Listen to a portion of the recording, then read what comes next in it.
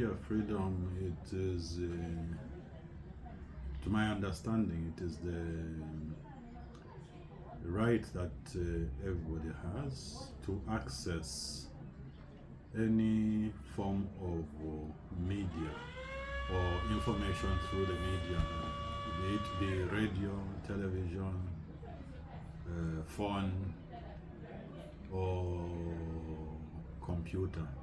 In short, through any information communication technologies. No, thank you very much. And do you think it exists in Zambia?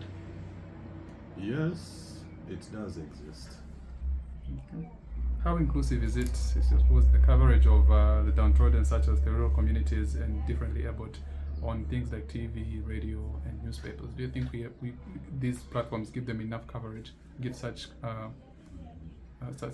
categories enough coverage? Yes. Unfortunately, some rural parts of Zambia, even up to date, since independence, are not able to access this media coverage. So it's not fairly distributed in terms of network coverage. Yes. All right, thank you very much. And when it comes to freedom of expression on the media regarding government issues, do you think people are free without fearing the aftermath of commenting on certain issues? Yes and no. Okay. Certain areas of society have that freedom to express themselves, but each freedom, you have to have a responsibility also. You have to be responsible for the act. Some people abuse it, and some people feel intimidated by the law, such that they can't express their own views through the media. Okay. Apart from what you've mentioned, the fear of the law, as well as the hindrance that community members in the rural areas are facing, which is coverage from those ends, what other challenges do you think media freedom faces in Zambia?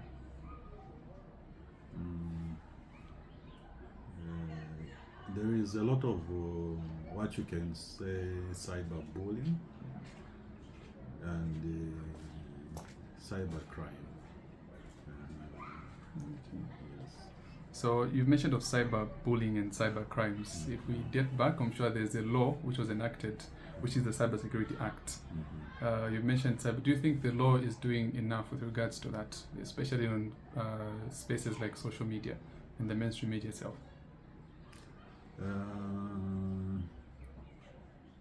I'll talk about probably telecommunication. A lot of people have been duped of their little resources that they have through this same social media. I remember maybe a day or two ago, there was a crackdown by, is it DEC? Yeah. In Lusaka, that is the Roma area, where they found some foreigners and Zambians who were perpetrating the same act, where it was a front which they were using to dupe people out of their money using the same social media. And a lot of people have lost monies through the same duping that they use the social media. And when you report to the police or to the law, or sometimes you might want to go and alert the network providers like Airtel or MTN. They will ask you to say, no, you go to the police and then get a ZIT police report. That's when you have to come here. So it becomes cumbersome and a long process. How I wish it was possible to apprehend, or it was easy to apprehend these perpetrators of these cyber crimes, whereby you can go direct to the police, or that is the cybercrime unit, or you go to the network providers and then they help you through Zicta to narrow down up to where the problem is coming from. All right. Thank you very much on that.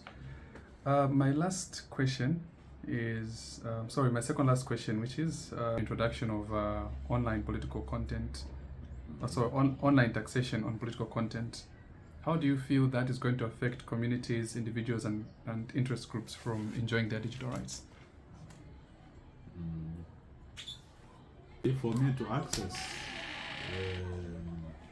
the network, or to buy airtime or send money using that, already there are already taxes. There are already taxes, yes.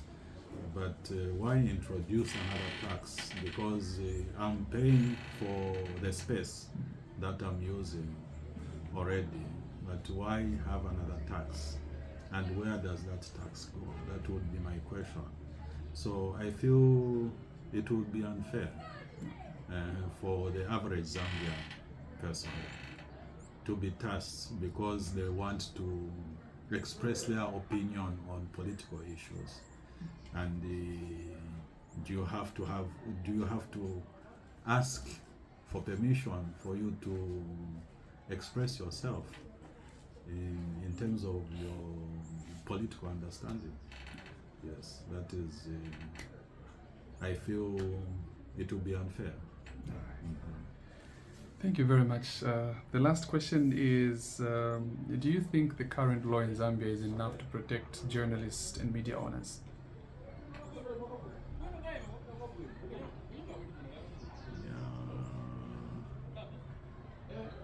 I think journalists are being protected in one way or the other by the media rights. That they have that association of theirs that stands for them in terms of their security or protection in terms of what they air. But they also need to be sensitive on what they put on air. Yes.